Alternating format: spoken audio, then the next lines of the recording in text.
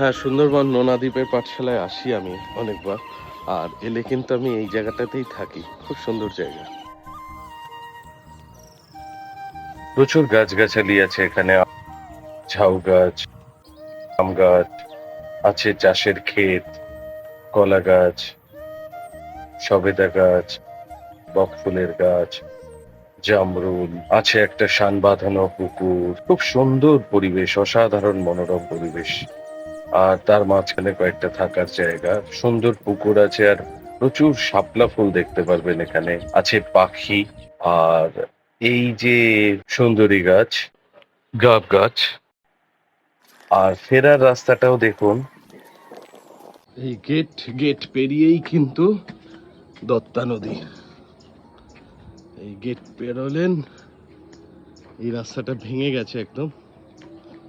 এই হচ্ছে দত্তা নদী।